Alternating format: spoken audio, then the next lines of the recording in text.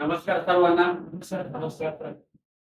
आज यशस्वी विद्यार्थ्यांचा सत्कार सोहळा, त्यामध्ये आपल्या अकॅडमीचे 2 विद्यार्थी या ठिकाणी तुमच्या समोर यशस्वी झालेले आहेत. अकॅडमीची रचना विरारमध्ये 2014 साली केली. अकॅडमीने खूप मोठा प्रवास केला.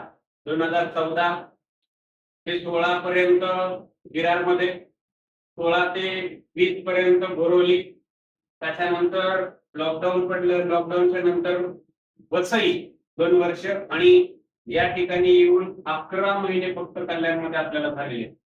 आणि 11 महिन्यामध्ये तुमच्या समोर 2 विद्यार्थी दिसतात. आतापर्यंत संपूर्ण महाराष्ट्रात मी नेहमी सांगितले 3 ते 3.5 हजार विद्यार्थी माझ्या हाताकडून सक्सेसफुल झाले. पण मी माझ्या अकॅडमीमध्ये प्रामाणिकपणे जपलाय. मी विद्यार्थ्यांचा दुसऱ्या अकॅडमीचा फोटो लावत नाही कधीही. जोपर्यंत माझ्या हाताखाली विद्यार्थी शिकला नाही तोपर्यंत मी अकॅडमीमध्ये फोटो लावत नाही. आणि हे मी क्लासमध्ये सुद्धा बोलून दाखवलेलं आहे. प्रामाणिकपणे काम करायचं, प्रामाणिकपणे विद्यार्थ्यांसाठी लढायचं. त्यातच एक उत्तम उदाहरण असं आहे की गेली अनेक वर्ष योगेश माझ्या हाताखाली मार्गदर्शन घेतोय. खऱ्या अर्थाने मी नेहमी सांगितलंय की विद्यार्थ्यांचा कुठल्याही मोबाईल नंबर मी सेव्ह करत नाही. हे योगेशला एक क्लासमध्ये माहिती आहे. पण योगेशचा नंबर मी असा सेव्ह केलाय, योगेश डीसी काय म्हणून सेव्ह केलाय. आता डीसीचा अर्थ तुम्हाला कळणार नाही. डीसी म्हणजे डायरेक्ट करंट नाही ना.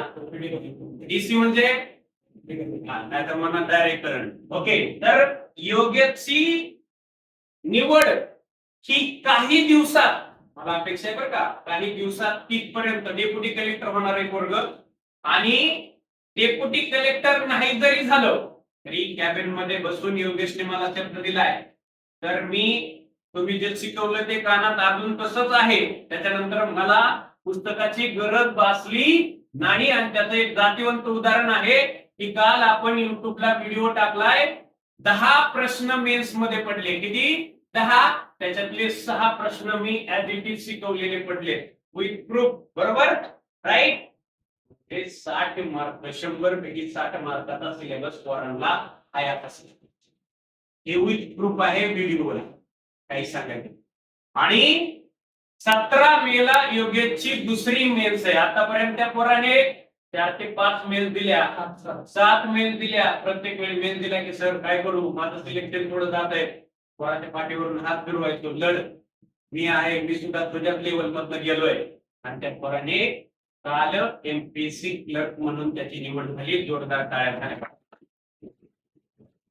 17 मेला त्या पोराची एसटीआय ची मेन्स आहे काल. आणि आताच कॅबिन मध्ये मला शब्द दिलाय की सर मी एसटीआय होणार म्हणजे होणार. आणि तेव्हा पण सरांना योगेशचा पुन्हा दुसरा सत्कार इथे आपल्याकडे होणार आहे. जाणीवपूर्वक सांगितलं तर 100% सिलेक्शन आहे.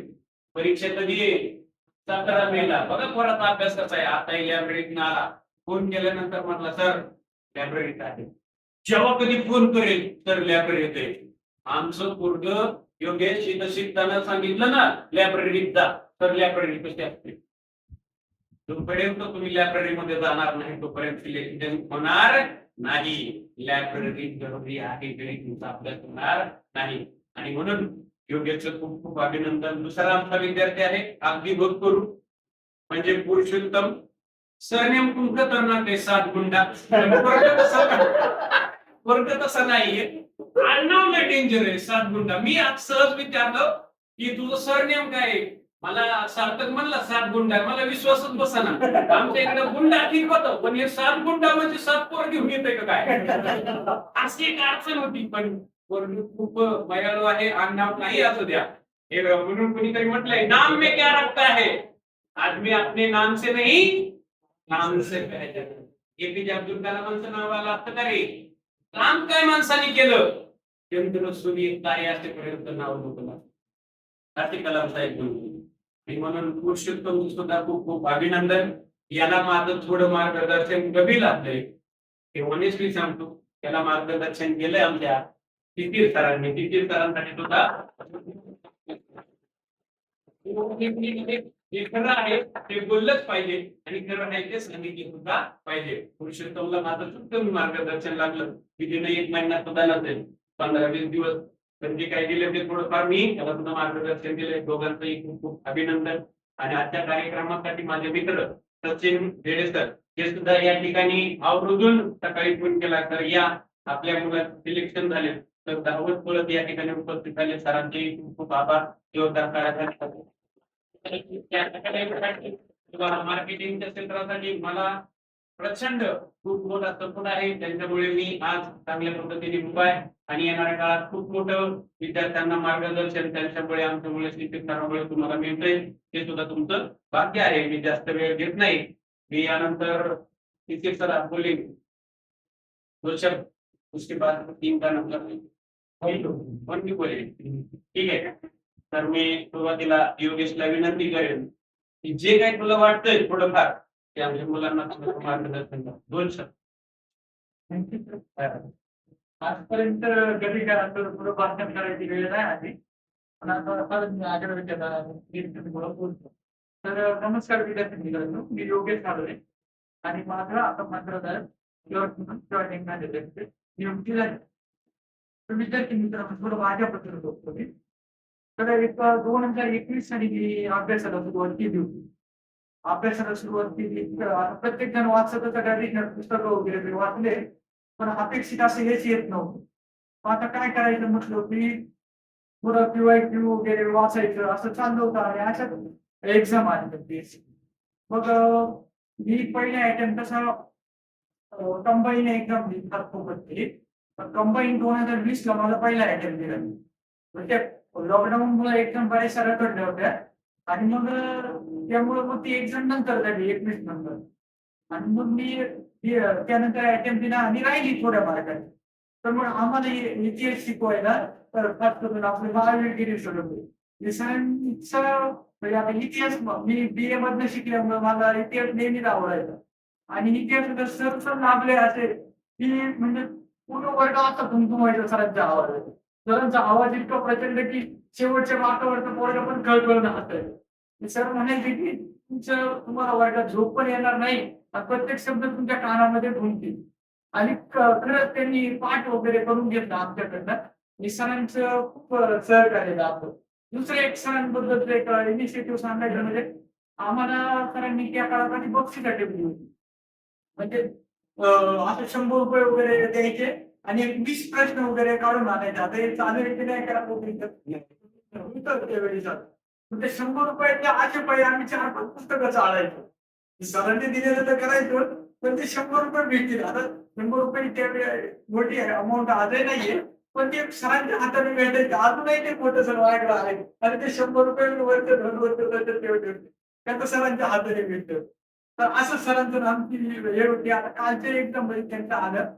तर मी आतापर्यंत राज्यसेवा 2023 आणि राज्यसेवा 2024च्या इंटरव्ह्यू दिलेले आहेत अगोदरच्या. परंतु अपेक्षित यश काय मला भेटलं नाही. 4 मार्कांनी माझं सिलेक्शन राहिलं. त्याच्यात मला डेप्युटी कलेक्टर वगैरे भेटली जास्त. दुसरी गोष्ट मी आतापर्यंत 3 वेळा PSI मुख्य परीक्षा पात्र केलेलं आहे. परंतु PSI पण हा मला म्हणजे तो आपल्या पिंडाचा वाटत नाही. आपल्याला कुठेतरी ऍडमिनिस्ट्रेटिव्ह क्षेत्रात जायचंय आणि तिथं आपलं पॉलिसी मेकिंग मध्ये कुठेतरी आपलं इनोव्हेशन असावं. म्हणून मी PSI पोस्ट 3 वेळा म्हणजे ग्राउंडला फक्त जायचं म्हणून गेलो. त्यात मग 3 वेळा मी हेच काय केलं नसतं ना परीक्षा वगैरे. मग चला आता पास होतोय तर तेवढून तरी येऊया. म्हणून मी एक्झाम वगैरे दिल्या आणि 3 वेळा मी पास झालो. आता हे ग्रुप सी मधनं सिलेक्शन झालेलं आहे. पण मग अभ्यास करायचा तर प्रत्येक वेळी आपल्याला असं वाटलं पाहिजे की पुढची एक्झाम पास होणार म्हणजे होणार. जसं आता मी तिन्हीच्या तिन्ही मेन्सला आहे. म्हणजे राज्यसेवेच्या डिस्क्रिप्टिव्हच्या मेन्सला आहे. भले मी डिस्क्रिप्टिव्हचा अभ्यास करत नाही तर पण डिस्क्रिप्टिव्हच्या मेन्सला आहे. आता काल परवाचे पेपर आले इथे आपण डिस्क्रिप्टिव्ह डिस्क्रिप्टिव्हचे पेपर परत आता पुढच्या महिन्यात 17 मेला माझे ग्रुप बीचे पेपर त्याच्यानंतर मग ग्रुप सीचे पेपर म्हणजे असे कंटिन्यू फ्लो मध्ये राहत. माझं म्हणणं एकच आहे की एकदाच अभ्यास करा पण परफेक्ट अभ्यास करा. म्हणजे आपल्याला अभ्यास करताना मध्ये एक्झाम येते मग आपण काय करतो प्रत्येक विषय थोडे थोडे घेऊन पुढे पळतात. तर त्याला काहीच अर्थ नाही. आपण आपले एकच विषय घेतला तर पुढे 2 महिने आपण एकच विषय वाचतो. पण परत तो उचकायची वेळ नाही आली पाहिजे. रिव्हिजन वगैरे आपण ते 2 महिने नोट्स वगैरे काढतो. पण इतक्या छोट्या छोट्या नोट्स तयार केल्या पाहिजे की आपल्याला नंतर त्या विधी एका दिवसात माझी एका विषयाची रिव्हिजन होते. तर असं तुम्ही तयार केलं तर खूप मोठा फायदा होईल असं मला वाटतं. दुसरी गोष्ट अभ्यास करताना क्यूआयक्यूला विशेष महत्व द्या. कारण क्यूआयक्यूच आपल्याला बायबल आहे असं म्हटलं जातं.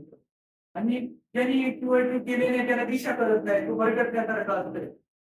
तर मग क्यूआयक्यूला महत्व द्या आणि काही कमी जास्त किंवा अडलं तर सरांची डिस्कशन करतच राहा.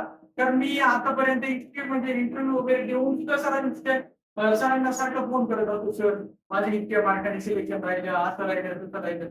सतत मन मोकळं होतं आणि पुढच्या अभ्यासाची दिशा तर व्यवस्थित रीतीने सांगतात.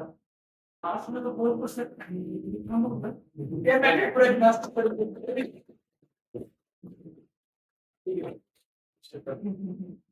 तुला नवीन मॅथ सगळे जुळत राहील.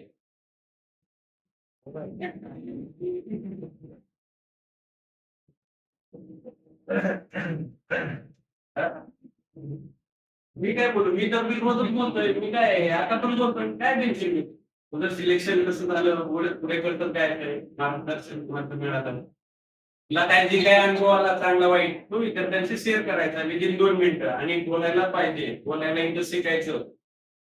2023 पासून एक्झाम ती फिजिकल बेस एक्झाम होती.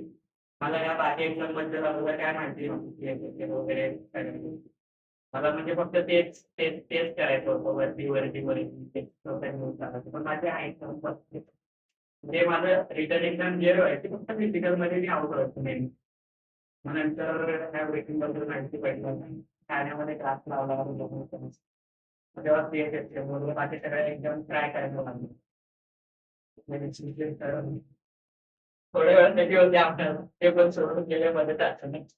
पण जेवढे वेळ होते तेव्हा त्यांनी भरपूर आम्हाला सगळ्या गोष्टींमध्ये मदत केली. म्हणजे ओव्हरऑल सगळे पण प्रिपरेशन करून घ्यायचे. फक्त मॅथ्सच नाही दुसरं पण तुम्ही सगळ्या प्रकारची तयारी करून घ्यायची.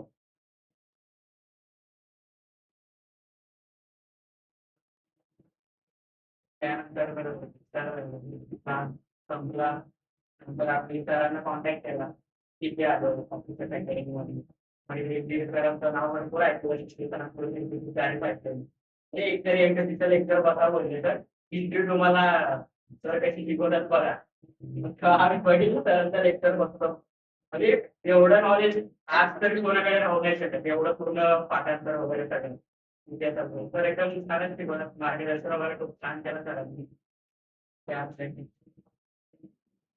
फ्युचर फॉरकास्ट फ्युचर क्या है क्या आप सोचा है वो बता दीजिए इन लोगों के दिमाग में भी रहना चाहिए कि एक जगह रुकना नहीं. सगळ्या एकदम ट्राय करत राहा आता मी चूक केले त्यामुळे नाही 2-3 वर्ष वाढवली लागू शकते पण ठीक आहे ते नशिबात कुठेच जाते.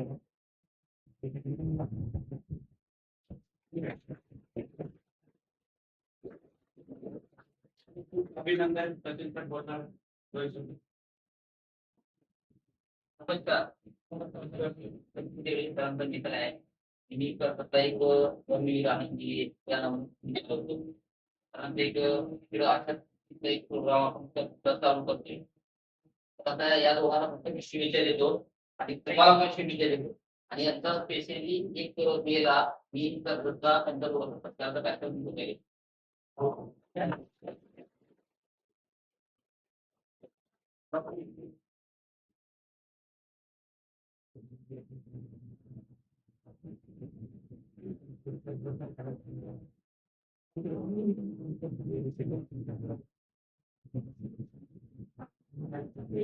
अकॅडमीच्या वतीनं मी काही गडबडीमध्ये एक विद्यार्थ्यांचा सत्कार सोहळा आपले एक वैशिष्ट्य आहे आणि बऱ्याचशा विद्यार्थ्यांना माहिती पण असेल की मी कधीच बुके देऊन कुठल्याही विद्यार्थ्याचा सत्कार करत नाही.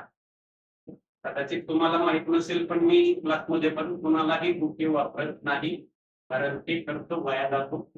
एक तर बुक द्या किंवा असा एक अमूल्य ठेवा द्या की ज्याच्यामुळे आपल्याला आपल्या अकॅडमीला त्या विद्यार्थ्यांनी विचारू नये आणि म्हणूनच एक छोटीशी ट्रॉफी मी वेळात वेळ काढून या मुलांसाठी बनवलेली आहे.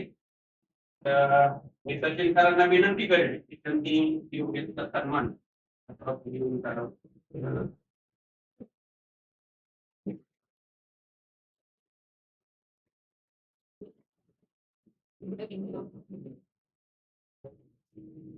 त्यानंतर पुरुषोत्तमचा सन्मान त्यांचे गुरु शिशिर सर करतील. नाही, मान तुमचा आहे.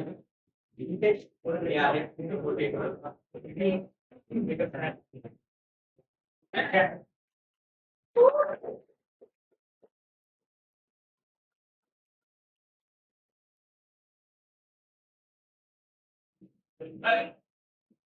खूप खूप बरं वाटलं.